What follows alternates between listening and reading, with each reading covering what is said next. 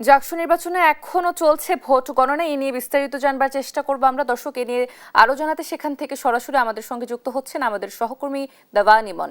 আমরা যুক্ত হচ্ছি তার সাথে। ইমন, নিশ্চয়ই শুনতে পাচ্ছেন আমাকে? ইমন, জাকসু নির্বাচনের ফলাফল হতে আর কত সময় লাগতে পারে এবং কি বলছে জাকসু কমিশন, এবং আসলে নির্বাচনের এই যে ফলাফল দেয়া নিয়ে যে দেরি হচ্ছে এই বিষয়ে আসলে শিক্ষার্থীরা কি বলছে, সর্বশেষ কি তথ্য রয়েছে আপনার কাছে আমাদের জানাবেন।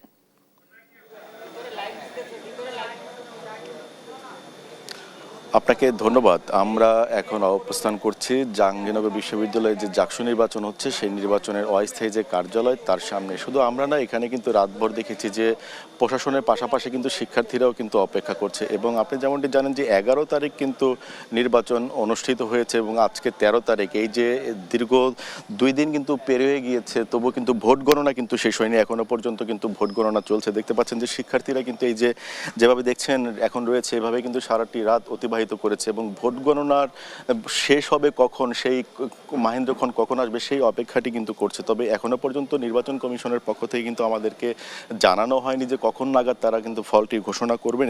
এখন পর্যন্ত কতগুলো কেন্দ্রের ফলাফল তারা শেষ করেছেন সেটিও কিন্তু আমাদেরকে জানাননি। আমরা এখন যেখানে অবস্থান করছি এখানে আমরা একজন দেখতে পাচ্ছি ছাত্র শিবির প্যানেলের একজন জিএস পদপ্রার্থী, তিনি রয়েছেন এখানে। আমরা একটু তার সাথে কথা বলবো যে এই যে ধীর গতি, এটা তারা কিভাবে দেখছেন এবং এর পেছনে কোনো কারণ রয়েছে কিনা। আপনার কাছে একটু আসতে চাই, এই যে এটার কারণ কি কি মনে করছেন? দেখুন, নির্বাচনের ভোট গণনা প্রক্রিয়ার যে ধীরগতি, সেটার মূল কারণ ছিল আসলে ম্যানুয়ালি এই ভোটগুলো গণনা করা। প্রায় 8,000 ভোটার ভোট দিয়েছেন এবং এই 8,000 ভোটের মধ্যে আবার হল প্যানেলের 15টি পদ এবং সেন্ট্রাল প্যানেলের 25টি, সব মিলিয়ে এটি একটি গিগান্টিক সাইজ। তো এটিকে আসলে ম্যানুয়ালি এক হাতে গুনতে এটা আসলে অমানবিক একটি ব্যাপার। কিন্তু আমরা দেখতে পেয়েছিলাম এই ওএমআর পদ্ধতি বাতিলের ব্যাপারে একটি দল আবেদন জানিয়েছিল। আমার মনে হয় প্রশাসন যদি দূরদর্শী সিদ্ধান্ত নিত, তাহলে ওএমআর পদ্ধতিতে যদি যেতে পারতো তাহলে এই ভোগান্তিটি হতো না, কিংবা আরও দ্রুততম সময়ের মধ্যে ভোট গণনা কার্যক্রম সম্পন্ন হতো। ধন্যবাদ আপনাকে। শুনছিলেন যে যিনি জিএস পদপ্রার্থী রয়েছেন শিবিরের প্যানেল, তিনি কথা বলছিলেন। তিনি যেটি বলছিলেন আমাদেরকে যে শুরুতে কিন্তু নির্বাচন কমিশন একটি সিদ্ধান্ত নিয়েছিল যে এবারের যে জাকসু নির্বাচনের ভোট গণনা সেটি ওএমআর পদ্ধতিতে হবে। তবে ছাত্র দলের যে প্যানেলটি ছিল তারা কিন্তু ওএমআর পদ্ধতিতে কোনো ধরনের সঠিক যেন ভোটের সংখ্যাটা নাও আসতে পারে এমন সন্ধিহান থেকে কিন্তু তারা দাবি জানিয়েছিল যেন হাতে এবং ম্যানুয়াল পদ্ধতিতে যেন গণনা করা হয়।